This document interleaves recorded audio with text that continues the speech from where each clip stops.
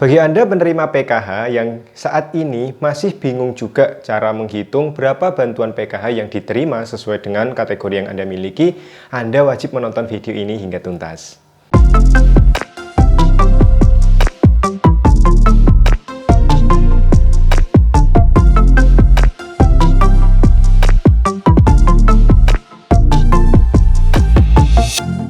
Assalamualaikum warahmatullahi wabarakatuh. Kita bertemu lagi di channel Inspirasi Oktara. Sehat selalu dan sukses untuk Anda yang saat ini sedang menyimak video yang saya sampaikan di channel ini. Perlu Anda ketahui bahwa banyak sekali pertanyaan yang masuk di channel YouTube saya terkait dengan berapa jumlah bantuan yang diterima oleh penerima PKH.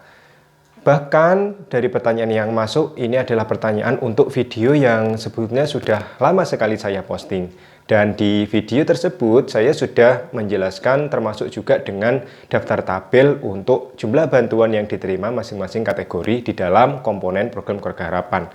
Oke, tidak masalah bagi Anda yang ingin mengetahui dan masih bingung tentunya untuk menghitung berapa jumlah bantuan yang diterima, terutama akan dilaksanakan untuk pencairan bantuan tahap keempat. Nah, supaya Anda tidak bingung kira-kira berapa yang akan diterima, Anda perlu menyimak video ini hingga tuntas dan saya akan menjelaskan lagi agar Anda bisa memperoleh gambaran jelas dan di rumah Anda bisa menghitung secara pasti berapa jumlah bantuan yang akan Anda terima.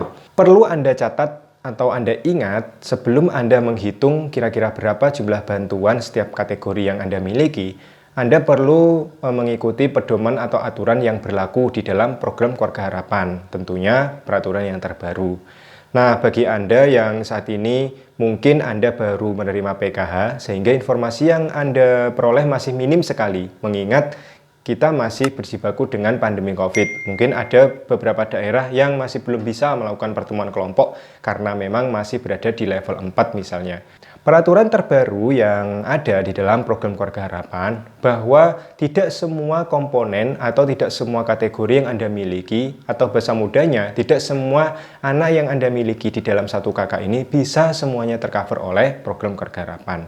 Syaratnya apa saja? Yang pertama, untuk ibu hamil, komponen kesehatan ya, ibu hamil itu kehamilan yang dihitung adalah maksimal pada kehamilan yang kedua. Sehingga di lapangan jika misalnya Anda sedang hamil ternyata kehamilan ketiga atau kehamilan anak ketiga dan seterusnya, maka bantuan PKH untuk kategori ibu hamil tersebut dianggap tidak memenuhi syarat ya, alias tidak bisa dilakukan karena maksimal adalah kehamilan yang kedua. Lalu untuk balita 0 sampai 6 tahun, anak usia 0 sampai 6 tahun, maksimal yang bisa di-cover oleh bantuan PKH itu sebanyak-banyaknya adalah 2 anak saja. Jadi jika misalnya di dalam keluarga Anda memiliki balita lebih dari 2 orang, misalnya ada 3 atau ada 4, maka tidak bisa untuk di-cover semuanya. Ingat ya, jangan sampai gagal paham untuk hal ini. Di dalam komponen pendidikan ada 3 kategori, mulai dari anak SD, SMP, dan SMA.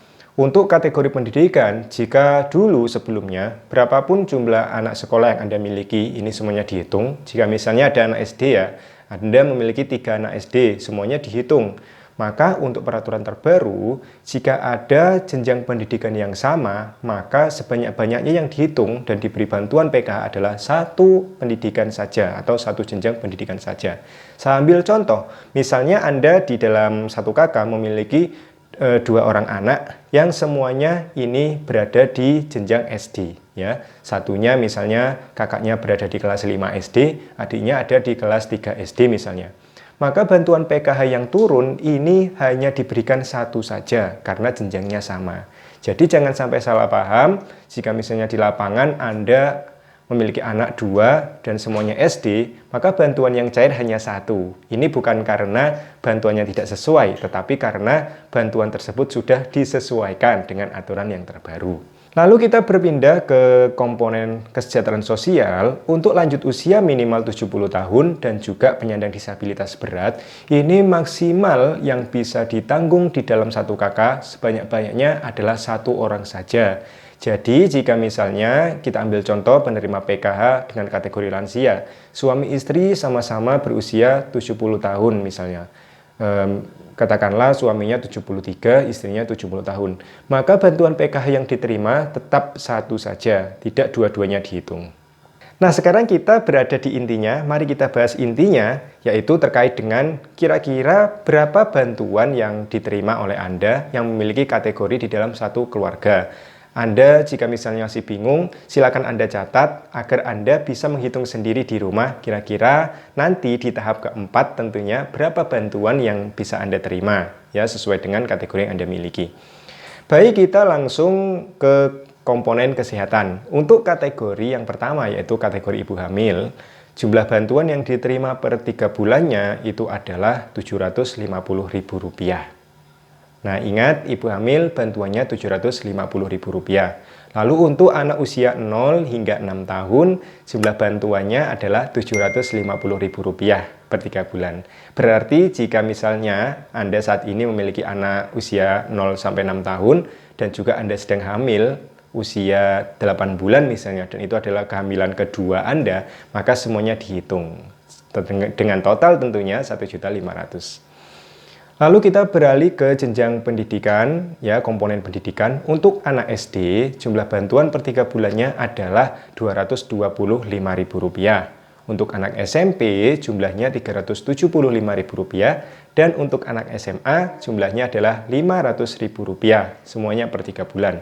Lalu kita pindah ke komponen kesejahteraan sosial. Untuk lansia minimal 70 tahun, ini akan memperoleh bantuan sebesar Rp600.000. Begitupun juga penyandang disabilitas berat, ini jumlah bantuannya adalah Rp600.000. Nah, lalu bagaimana cara menghitungnya? Tentunya Anda yang sudah mencocokkan kategori atau anaknya yang ada di dalam satu kakak ini ternyata kelas berapa saja. Jika Anda sudah mencocokkan dengan komponen atau kategori yang Anda miliki, coba hitung, sesuaikan dengan peraturan yang terbaru. Jika misalnya Anda hamil, lihat apakah Anda ini hamil anak kedua. Kalau anak kedua ini berarti dihitung, yaitu Rp750.000.